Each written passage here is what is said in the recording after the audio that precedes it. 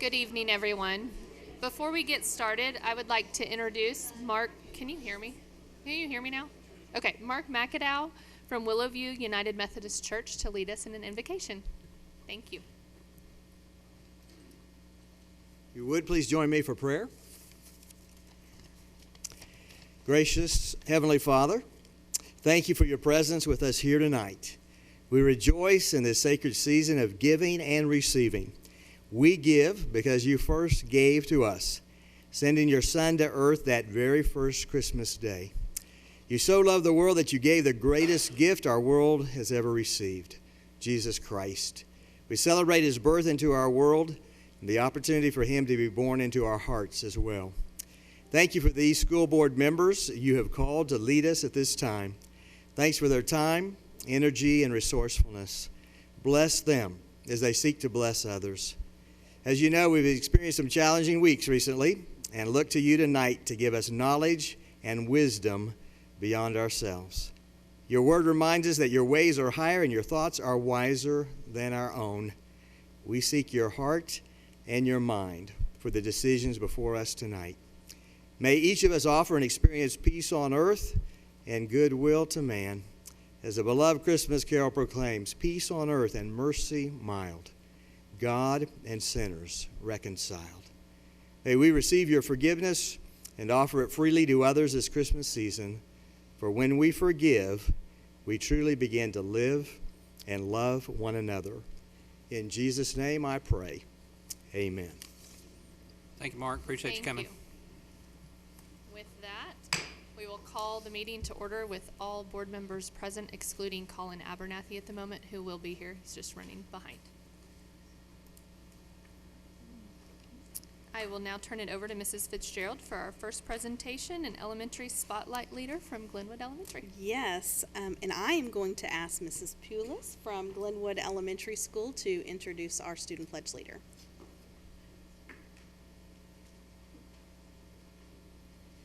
This is Everett, and he's a second grader at Glenwood, and we are so very proud of him for how far he's come.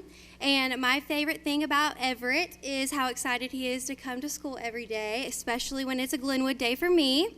And his giving heart, he actually bought me these earrings I'm wearing tonight, and today he informed me that they are real diamonds, just a really cheap kind, but I love them. And I would love for him to lead us in our pledge tonight. All right, we're going to have the posting of the colors.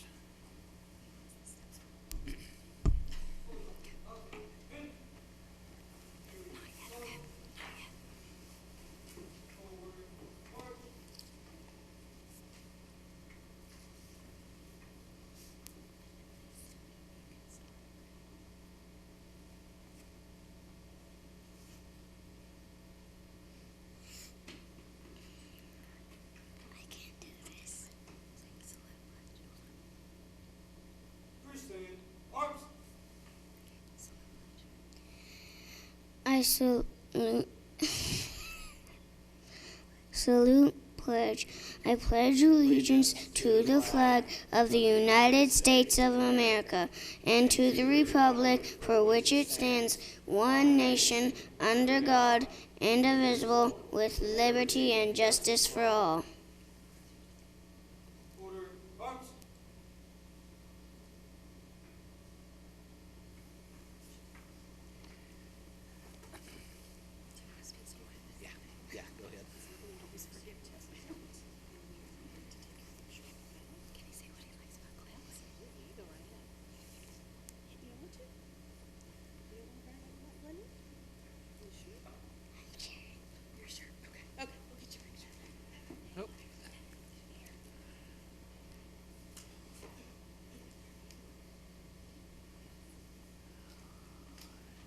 Want to get a picture?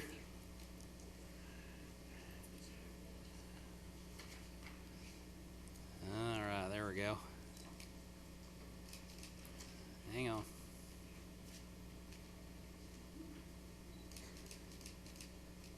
Good job.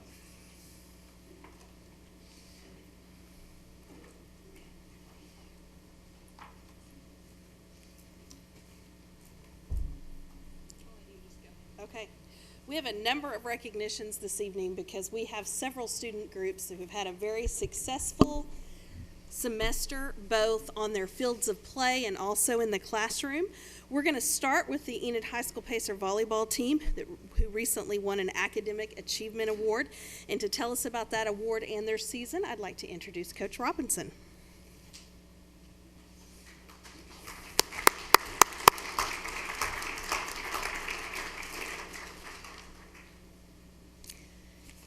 Hello. We had a grade point average of 3.789, I believe, and that is extremely great for these student athletes. We ready to introduce them? Good. Okay. And most of them are in pre-AP class, AP classes, and dual credit classes. So it's a lot of them are getting college credit while they're at EHS, which is awesome. Okay, not all of them are here. We have a few that are sick. Hannah Brindley, Jackie. We'll hold our applause and then recognize them all at the end with a round of applause. Y'all come on up as she calls your name. Gabby Cottarella, Catherine Cunningham, Rachel Doherty, Dasani Levy, Evinsula Malola, Kylie Whitehead, and Kelsey Wilson.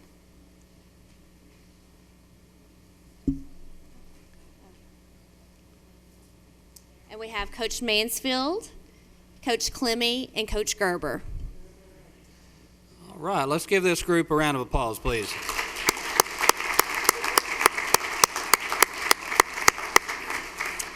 If any of the parents would like to come up and get pictures, feel free. We also have 2 volleyball players that have already signed to play in college. So, exciting. Dasani and Gabby have. All right, congratulations.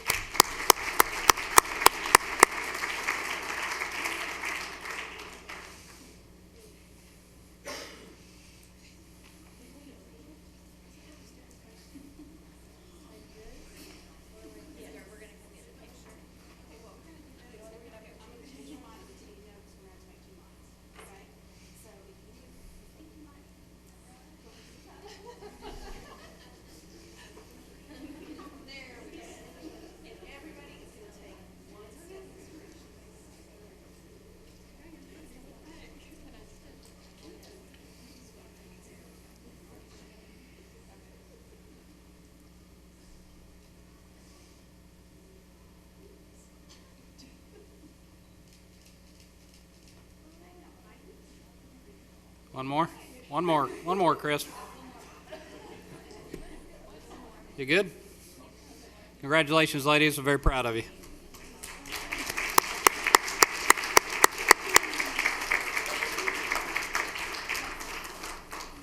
Next, I would like to introduce Coach DeClerc, who will be sharing with us about the Distinguished Academic Awards received by the Plainsman and Pacer cross-country teams. Good evening. Thank you for having me. One of the things that we like to stress to our young student athletes during cross-country season is how important that their grades are. We like to tell them that if they don't perform well in the classroom, that they're not able to go out onto the cross-country course and representing at high school. So it's very exciting to have them here to be able to share this with you because they do. They work very hard in the classroom and they work very hard training and competing in competition and representing Enid High School the best that they can. I'd like to start with Sarah Bonebreak, Anthony Carranza, Ruben Daniels, Alec Ham, Gabriella Haro, Brian Higbee, Sarah Huang, Kelsey Martin, Elizabeth Ostermeyer, Abigail Poggenpool, Megan Poggenpool, Noah Voth, Jonathan Ulitalo, and Isaac Ulitalo. I would also like to mention that we also have 2 athletes that have signed letters of intent to continue on education and running cross country and track, and those 2 athletes would be Anthony Carranza and Elizabeth Ostermeyer. Anthony has signed with Oklahoma City University, and Lizzie has signed with Rogers State University. Outstanding. Let's give this group a hand, please.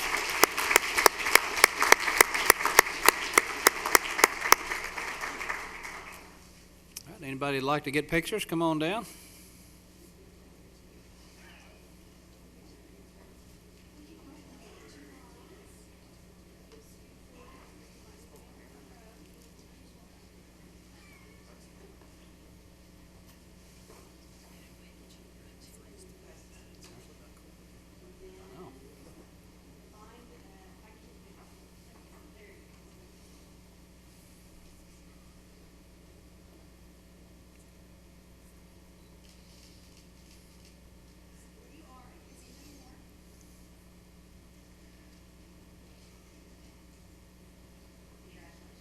Great job, students. Let's give them one more hand, please.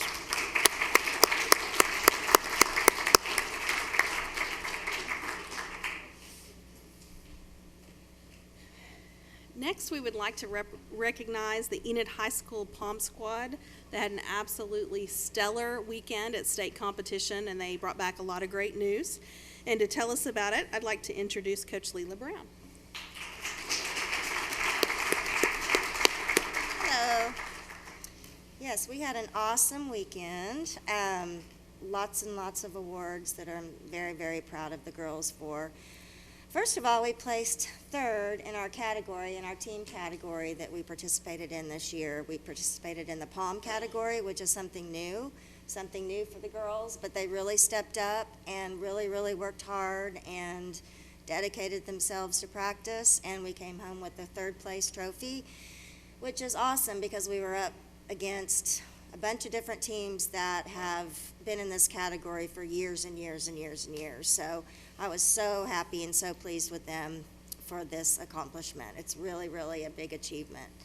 The other thing, or several other things, but the next one is the academic state champion. They were state champions out of about 70 teams. So out of 70 teams around the state of Oklahoma, they were number 1 with their grade point. Wow. So I was super, Great. super proud. Yeah. Very, very, very, very proud about that. That's a huge accomplishment. Also, we had a state champion in the duo competition, which is 2 girls that had to qualify, and then they participated in the state competition this weekend, and that was Piper Tucker and Maris Miller. They won out of everyone. Fierce competition in that as well. I'm super proud of them, so that's really awesome. So they're the state champion in the duo competition. Another thing is Abby Collerton won, did I get it right? No, Challerton. I cannot get that right, I'm so sorry. She won the Be the Light scholarship, which is it's a I guess an ode to a girl that lost her life a couple of years ago in an ATV accident, and she was a POM girl and a very outstanding girl and someone people looked up to, but they decided to make a memorial scholarship / award for her, and Abby won that. The girls on the team all wrote in and told how much they thought that she should win this award, and so again, out of all those teams, 70 plus, Abby won the award, so that's a huge accomplishment. Also, Carson Nunley qualified for a state solo, and so she performed at state as well, which is a big deal. We also had 3 AllState team winners, which all 3 of our seniors that tried out for AllState went through that competition. They all 3 were selected for the AllState team. So that's, again, another big accomplishment. And I do want to point out, when we went to UDA camp this summer, I have 5 All-Americans, which is another big deal. And I want to list them. Piper Tucker, Maris Miller, Abby Challerton, Maggie Swan, and Cheney Tucker. all of them are All-Americans. So anyway, I'm super proud of them, and that's All right, it. you want to call them up? I guess I need to call them up here. Yeah. Let's call them up. Sorry. Okay, yes, okay, Ellie Armstrong. And Monty Bowler.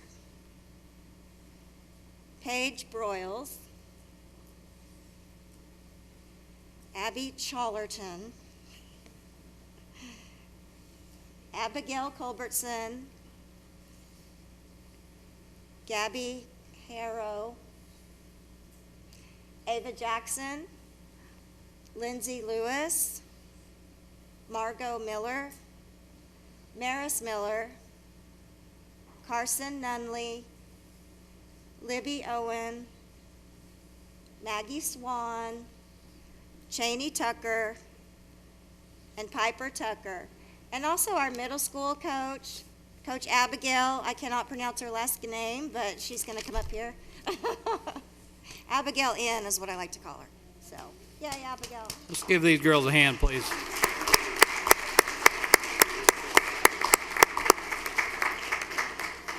All right, anybody like to get pictures? Come on down.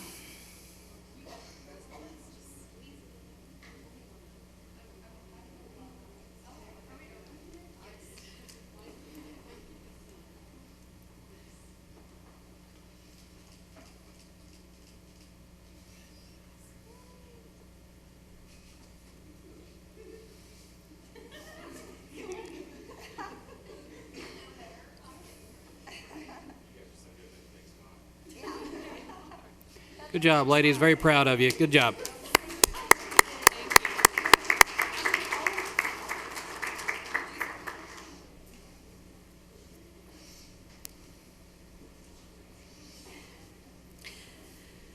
We are also extremely proud of our students at Enid High School who have scored well enough on the ACT to be considered for as an academic All-State nominee.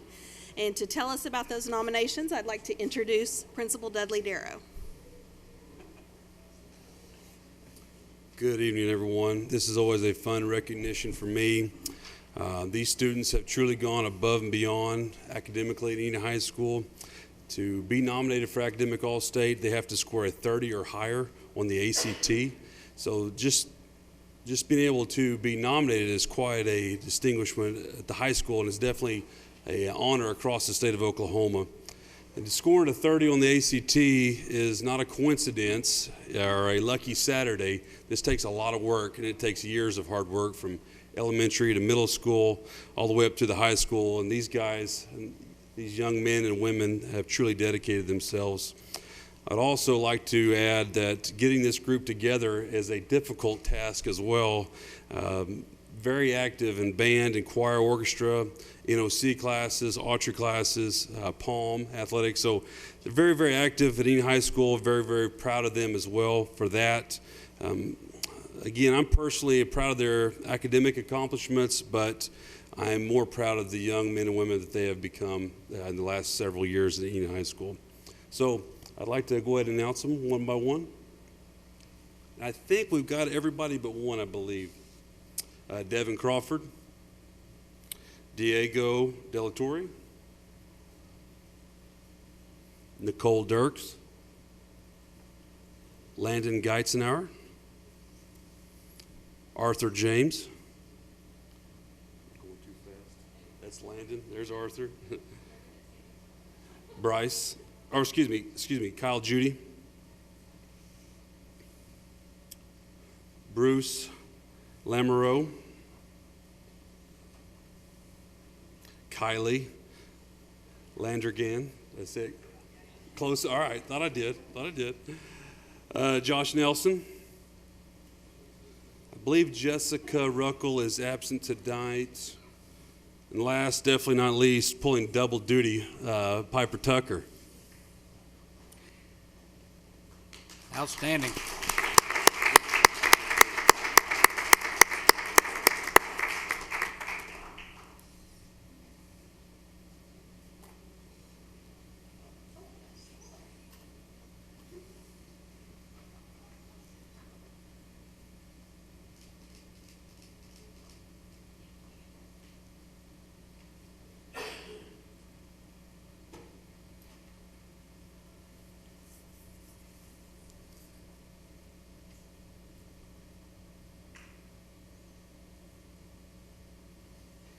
That is a very elite group right there. Great job, students.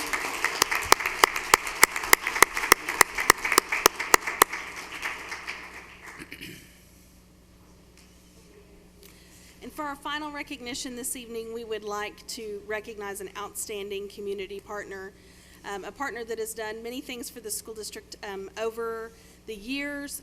We want to especially recognize them tonight for a donation of 60 Thanksgiving dinners to Coolidge Elementary School families. We have a lot of families in need this time of year, and Luck and Bill stepped up and helped meet that need in addition to supporting Coolidge in other ways as well. So tonight we would like to say thank you and how much we appreciate your support. If I could please ask Mr. Luckenbill, Mr. Choate, and Mr. Vincent to join me. We would love to recognize you for your generous contribution and give you a few moments if you'd like to have at the mic. Probably one of the few times I'll ever have a chance to address the Enid Public School System. First of all, having been a graduate of Garfield, Longfellow, Enid High School, I'd like to recognize, first of all, before we comment on this other, but somehow I think that we keep we keep track of a lot of things. One of the things and this is great, what I saw tonight of the students, but one of the things we don't keep track of is where these kids go when they leave here.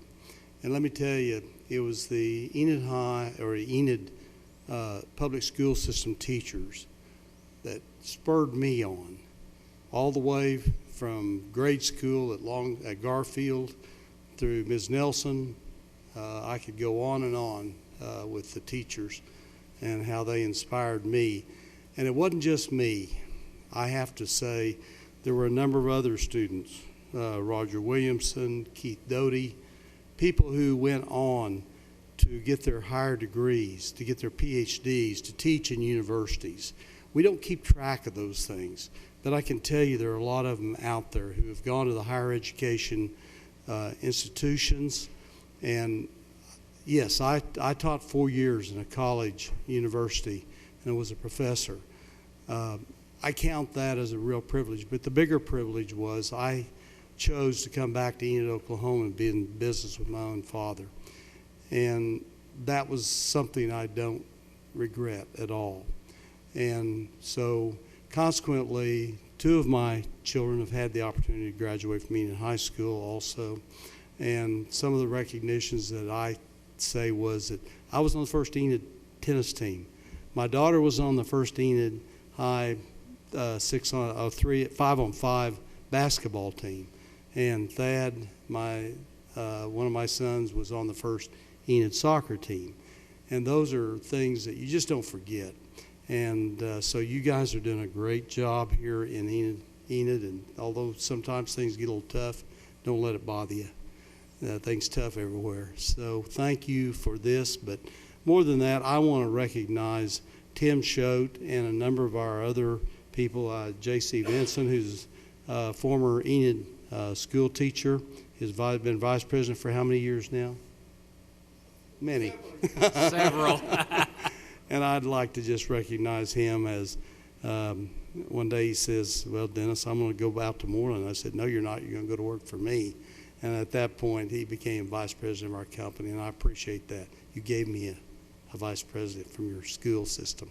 But also Tim Choate and these other people in our office have made it their goal to help the school system. And so they came to me and they said, Dennis, we're going to do some things at Coolidge. And said, would you give the turkeys? And I said, absolutely. And Tim was sick tonight, so he didn't get to be here.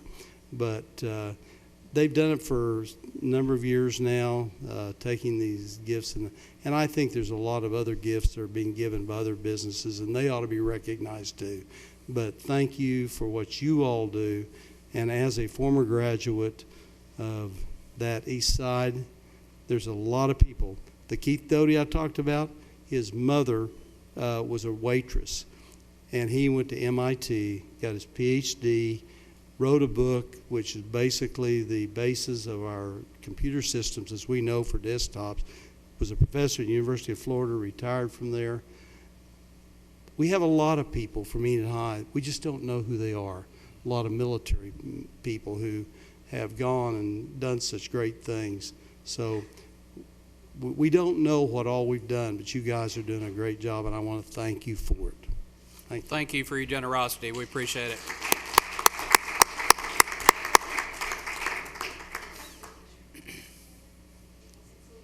Yeah, come on down.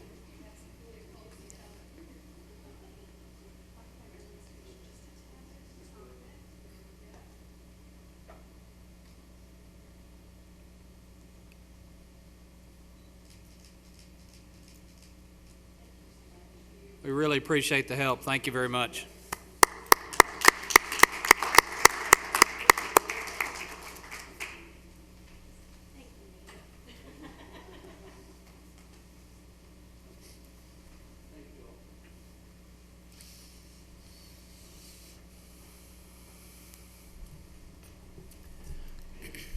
Moving on to item 2, audience to visitors. We had no individuals sign up tonight, so we'll move to item 3, the Superintendent's Report. Dr. Floyd?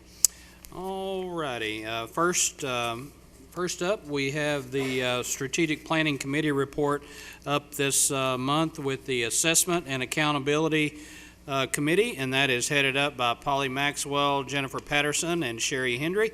And Polly is going to lead that for us tonight. Board members, you have a copy of the Plainsman Points of Pride there. This is our second edition of that document, and Polly, I'm sure, will refer to that as she goes through her report. Thanks for coming, Polly. Thank you, sir. Yes, we would invite you to look over the Plainsman Points of Pride publication. I want to give special thanks to our communication team members, Amber Fitzgerald and Miranda Johnson. They are the ones with the skills to assemble and publish this outstanding document.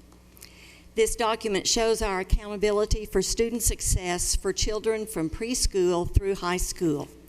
As you can see, we focus on the whole child. We provide excellence for all through the arts, athletics, and academics. These articles show the many ways we help children achieve. We are following the 2019-2020 goals that Dr. Floyd set out for us and for assessment and accountability, to hold the learning community to high expectations through continual evaluation and communication of results. An identified EPS school improvement strategy, academic growth, is to continue to use a universal screening for reading and math that shows improvement across time. To do this, we are continuing to use the Renaissance program Learning Star 360. This is a program that helps assess reading and math and is used for kindergarten students through the 8th grade, with some high school students using it in classes such as our Striving Readers program. The STAR 360 program can provide information about a student's progress through several different data reports. One of the features reports is Student Growth Percentile. It is the most accurate data for growth. It shows by percentile how much a student is growing. The GPS, Student Growth Percentile, is unique because it compares students to other students who are the same age and scoring like them. It ensures that we're comparing apples to apples. It allows us to measure growth for students who profile similarly instead of comparing struggling students to advanced students. Another strategy outlined is the continued use of our Mastery Connect program. This program monitors the mastery rate and progress of the essential standards that students are to master at each grade level in reading, math, social studies, and science. Benchmark assessments are set for the end of each quarter. The data from the assessments for each subject is pushed into a program, MyPath. MyPath enables students and teachers to present progress monitoring. Mastery Connect is available for teachers of 3rd grade through high school students. Both of these programs, Star 360 and Mastery Connect with MyPath, provide real-time, continual monitoring and evaluation of student progress. Through conversations with their teachers, students are involved in understanding and tracking their own progress. They set learning goals, establish tracking sheets and/or data notebooks to check their progress. Students are empowered to take responsibility for their own learning. Communication of student progress occurs not only at parent-teacher conferences and through report cards, but also through the students' own self-tracking sheets, notebooks, and historical work samples. As our teachers use these assessment tools to help each Enid Public School student take ownership of their learning, they also help them to set measurable academic goals. When these assessment academic goals are woven in with other personal goals, we help our students achieve success to live fuller, happier lives today and in the future. Thank you for your support of assessments and accountability. I'd like to add a few comments to what Polly said. She kind of went through a few things there that we've been focusing on, but we also have placed a significant focus this year on improving ELL services. That includes additional instructional support, translation services, and also a community resource coordinator, all leading toward our push for and our motto this year of Excellence for All. We also are working to address absenteeism. Chronic absenteeism is a major area of focus for the entire state, so we're continuing to work on that through reward programs and personal outreach to families when students are out of school. We are committed to continuous improvement and growth, not just as a school district, but for every child.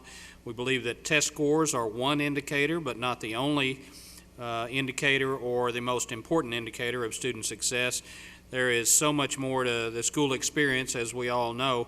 That includes academic offerings, but also quality counseling, the arts, athletics, character education, leadership opportunities, career exploration, college preparation, and much, much more. And we saw some evidence of that tonight as we recognize students. So we're excited to publish the second annual Plainsman Points of Pride. I think there's a lot of information in that document, and we want to disseminate that as widely as we can. We appreciate all the folks that had a hand in putting that together, because we think it shows a varied quality of opportunities that we provide for students and staff members, and we hope that people will take advantage of taking a look at that document. Any questions for Polly? I have a question. So these are quarterly assessments that are done, correct? Yes, ma'am. Mastery Connect is quarterly. There are benchmarks set up. STAR program can be used ongoing. We do set some times that all teachers are to do a student assessment so that we have that data, but they can be used more than just in the quarter. So as the students are older, in elementary school, I imagine the teachers are taking that information and using that in their classrooms as they're preparing their class plans. Just totally went blank. Yeah, and board members, you've got two other documents there. One says student growth percentiles. That is about the STAR assessments that provide you a little more information on that at your place as well. As our students are older, and you had said it helps them set goals, so are they given the results to these tests and Yes. to work through it? Okay. Yes, even our younger students are. Okay. As I was principal, we would meet with younger students, let them see their scores. The STAR reports are done on a 0 to 100 scale, so that even younger students can chart those by color in a bar graph, for instance, and they can look at their progress and they can make goals. Well, I would rather do this much more in reading or in math.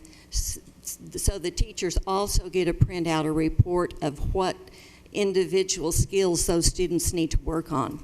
They can help refine that goal, then help the students set, well, if I want this to be my goal, I can do, this would be my pathway. Right. This would be the way that I would move to achieve that goal. Perfect. Thank you. Randy, did you give Mitchell a copy of this sheet also? I was one copy short. I'll have to get Okay. one. He can- I wrote all over There you go. mine, so No, this is the one on Star. I'll have to get one and give it to him. He can have this one. I just want to share with the other board members from personal experience if I can.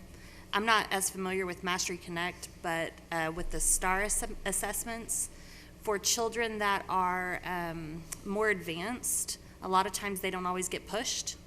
And those STAR assessments I found, and you can correct me if I'm wrong, Polly, but they will assess children beyond even what they're learning in the classroom. They continue to assess further and further and further until it gets to the point where the child can no longer answer questions. And so it really pushes those kids even for growth that are, achieving higher standards. And, for my kids, it was like trying to get a high score. So I really appreciate the STAR assessments, and I'd like to get more familiar with Mastery Connect, but I think it's really cool. Thank you, Polly. Appreciate the report.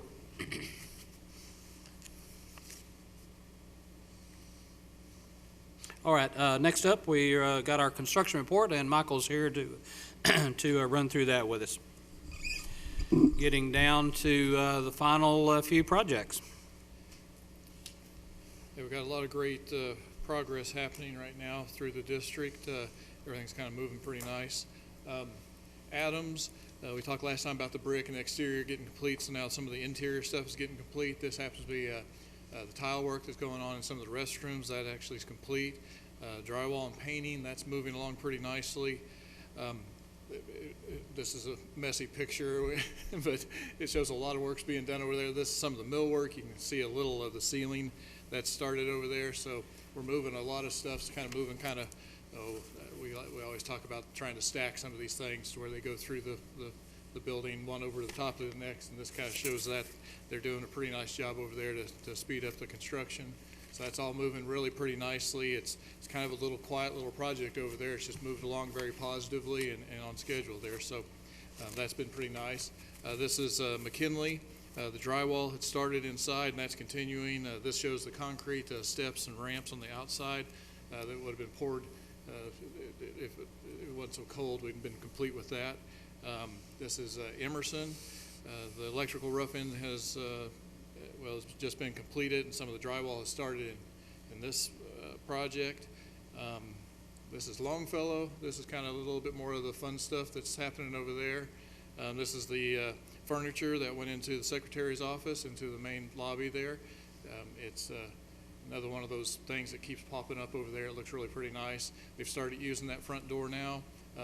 We're just now clearing out the parking lot, so after Christmas break, we're going to be letting everybody use that front entry and getting rid of those side entries and stuff that we've been using. They can actually use it now, but we are keeping both of them open not to confuse anybody. The soccer field, this is showing the rough grading that got complete. If you walk out there, it looks like a really nice, you can see the soccer field starting to show up there. We've got word that Cimarron Construction should be on site Wednesday to start the final grading, the work on top of the rough grading here.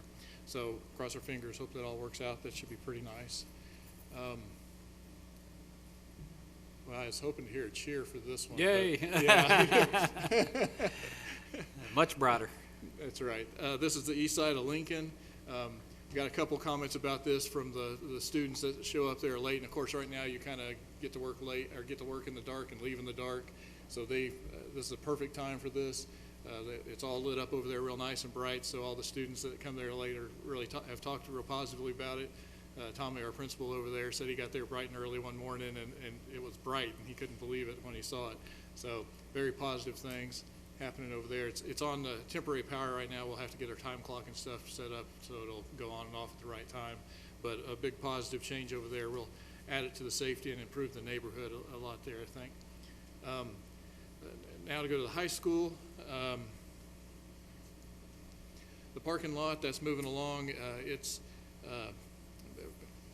This area is that main entry there by the UC's entry.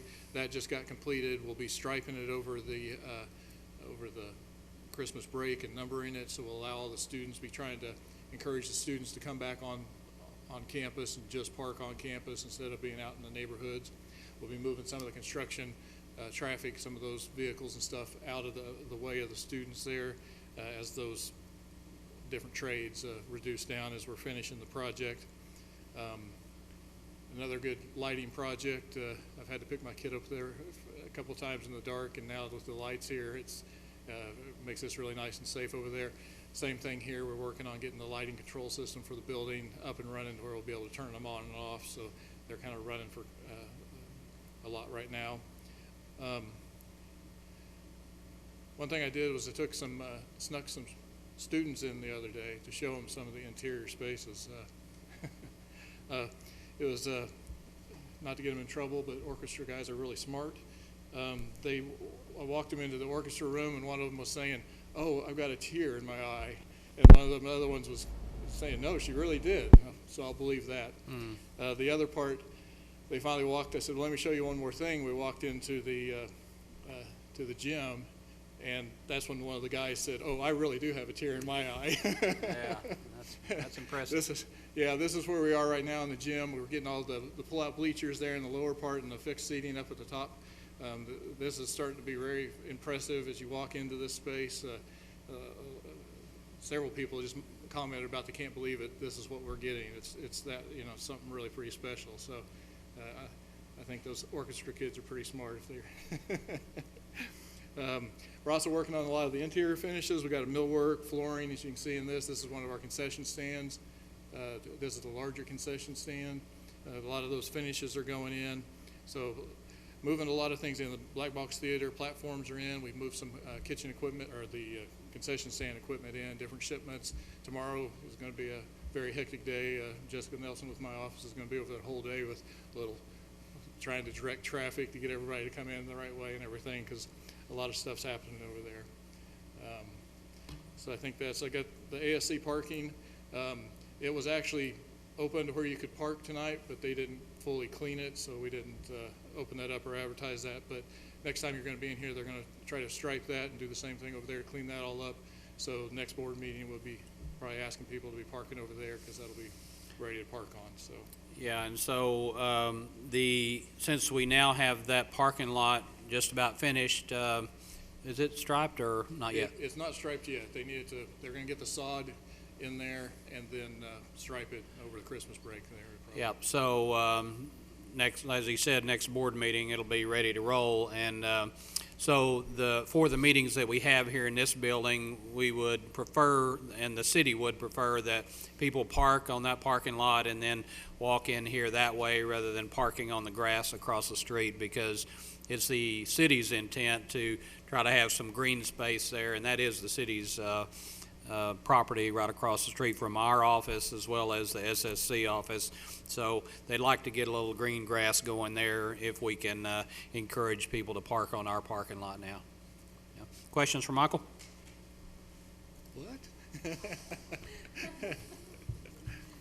All right, moving forward. Thank you, Michael. Appreciate it. Next is enrollment. We're holding steady, 7831 at our last report, which is roughly the same. Reminder, you have a handout there at your place, board members, about the Fowler Early Childhood Center ribbon cutting ceremony and open house. That is open to the public. We encourage everybody to attend that event that would like to.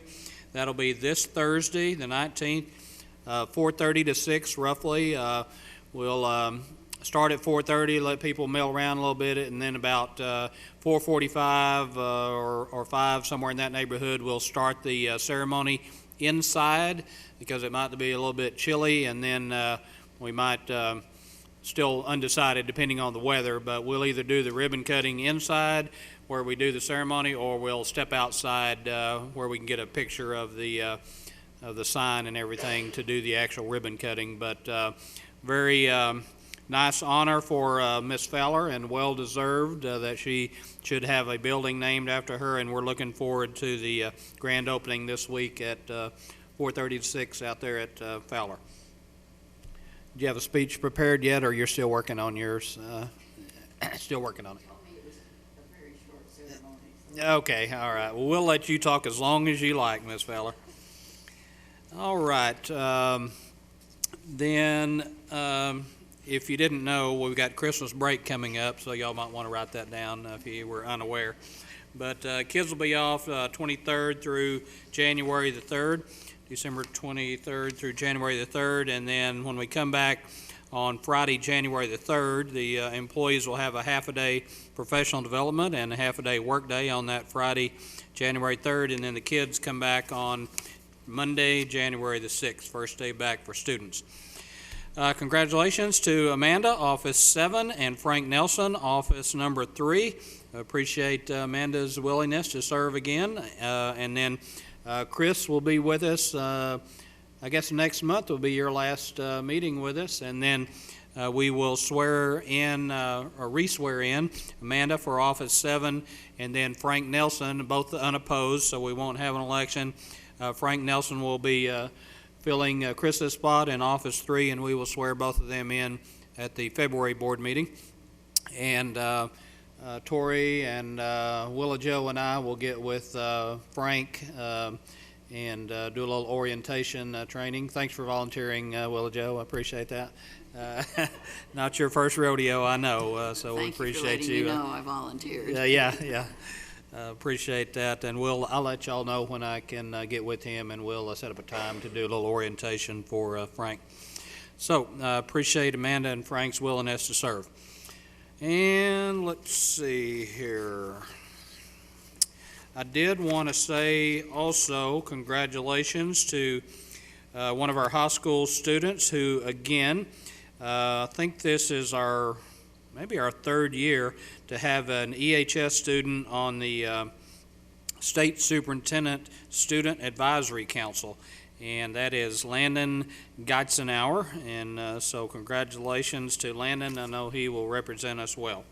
I believe that is the extent of my superintendent report, Madam President.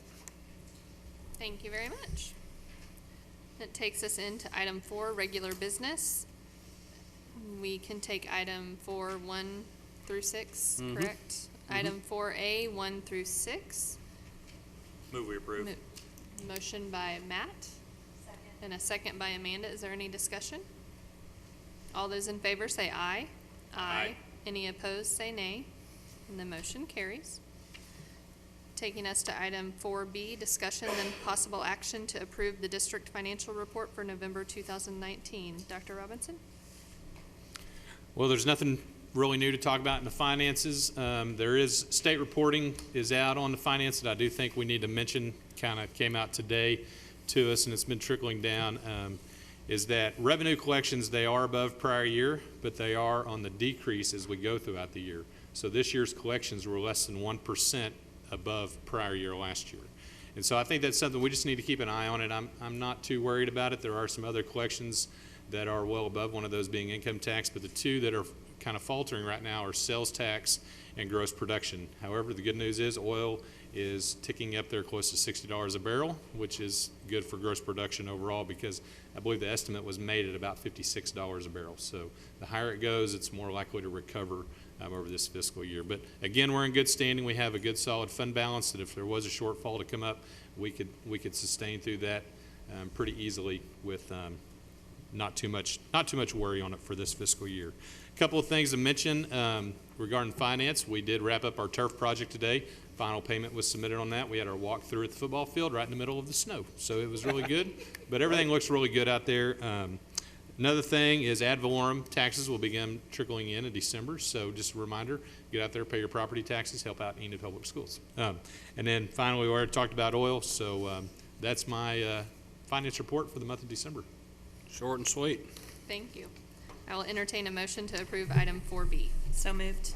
Second. Motion by Amanda, second by Kyle. Any discussion? All those in favor say aye. Aye. Any opposed say nay. And the motion carries. Item 4C, discussion and possible action to approve the contract with Trinity 3 for district-wide Chromebook replacement at an annual cost of $399,425 for 4 years. Dr. Robinson? Well, back in 2016, Enid adopted a one-to-one technology initiative, and that initiative is now going into its 4th year of Chromebooks being out there. Those Chromebooks that were issued in 2016, come this June, they'll no longer be receiving updates. And updates to Chromebooks are very critical for the many things that teachers do in the classroom, many things that we need students to be doing on their Chromebooks. So without that ability to update, the Chromebook is becoming less useful. And so it's important that we keep our Chromebooks up to date. We go out there, and this is the best financial solution without going back and asking for a bond for the district. It's a 4-year lease with Trinity 3. We put that proposal out to 4 different companies. They came in with the lowest pricing. The Chromebooks are all the same, but they got the best pricing on it. It's still going to cover breaks, lost, stolen, all of those kind of things, just like we have with our current Chromebook system. And this is a 4-year program, so this $399 will be a 4-year expense. We'll have this every year. And then at the end of that 4 years, we do not own the Chromebook. So I don't want to confuse anybody with our lease purchase that we've done like on Turf. This is truly a lease. At the end of 4 years, Trinity 3 will take those Chromebooks back up, and we'll have another conversation very similar to this about going into another 4-year lease if this is what works for us. So I think financially, it's a good program. For our students, it's a good program. And the way we're funding this is we're going to use our state textbook money. Now, state textbook money can be volatile. It has been taken away before, but our state textbook funds are about $360,000 a year. And so many of our books and those things are already online. So this is an avenue that's approved by the state to do that. So it's not really taking anything away from another program. It's just textbook money that we're using to buy a Chromebook, which is becoming the textbook alternative. So with that, if there's any questions, I will definitely take them. So Sam, that's who we're with now, is Trinity? We are using Trinity 3 now, yes. So we're just kind of renewing. Trinity 3 is a company. We currently have Dell Chromebooks, so we are going to make a switch to a Lenovo Chromebook, but everything Mr. Herbal tells me is that they are of the same, if not better quality than what Dell can get us right now. So. I have 2 questions. First one is because we're using our textbook money, and I know that whenever we do a textbook adoption, usually that money does not even begin to cover the expense of buying textbooks. But as we have these textbooks committees that come together, these teachers that give their time to try to adopt curriculum, are we still going to have funding if that group decides that there's something they'd like to purchase? We will. Last year we spent about $1.2 million on Yes, Chromebooks. I remember. Or not Chromebooks, on textbooks. On sorry. textbooks. And so yes, the money is still there to buy the books. It just may not be in the form of buying the actual physical book. It Right. might be the online piece that we're purchasing. The other thing to remember is that a lot of our reading materials and those kind of things, those are already public access documents. They're well out of publication. They're well out of copyright. And so I think that's some of the free materials, some things like that have been researched and found. But math, you have to kind of buy a book for some of those things, or the program. So, and that's where that 1.2 was mainly on a math adoption. But we are not going to shortfall anybody when it comes to, do we need to get a textbook? Do we need to buy an online program? And then my second question is for the Chromebooks that we bought for with the bond money that we own. As those become obsolete, what is our disposal process? Do we sell them? Do we recycle them? How do we get rid of those? That is part of our pricing, is that Trinity 3 will collect those Chromebooks, and we are getting a credit for those Chromebooks. Now, that credit is kind of an estimate right now, because it's all based on what condition do we collect those back in, is kind of how that credit goes. We're not anticipating this cost to go up by any means. So we'll find out come March once those are all collected from That students. actually brought up another question. I remember the rollout of the Chromebooks last time, and getting those out to all of the students in mass was quite an ordeal, which the district handled beautifully. What's the plan for collecting and dispersing again? I hate to speak for Mr. Herbal. He's right here. You want to step up to the mic and chime in with that? I just say we can pay for them. Our plan is to rinse and repeat. That's to take the plan we used before, update it, and repeat it. Mindy Hayes helped with that program, the rollout, and it was very successful. It was time consuming. It took a week to go through the secondary to deploy over 2,500 Chromebooks, but that's our plan. We'll use that same plan. We've already started working on updating that schedule, that plan. So we're looking at a mid to late February for our secondaries. So we'll hit those in a week, take a week off, get those kids that aren't there, that haven't brought it in, that have missed that, and then we'll start our elementary. Elementary will take a little bit longer. The big issue is the carts that we have in the elementaries have to be recabled. As technology has advanced, the power cords that we had with our current Chromebooks will not work with the new Chromebooks. Everyone's moving to a USB-C power cord. So we've got to take out it's about 3,500 power cords out of the carts and put in all new ones, and then swap out the Chromebooks with that too. So it'll take about a month to get through the elementary and about a week to 2 weeks to get through the secondary. And the checkout system will be the same. The students will take the same Chromebook with them from the moment they get it to when it's time, when the 4 years is up. The checkout program, elementary always stay in the elementary. So 5th grade through 5th always stay at the elementary. 6th through 12th, they take them with them wherever they go. Cool, thank you. Sam, tell me, what was that amount again? It is $399,425 annually. For 4 years? For 4 years. Yep. Willie Joe? I move that we approve the contract with Trinity. Can I ask one more question? I don't know if it'd be you or curriculum-wise, where do we stand? I know we're talking about still being able to buy textbooks when needed.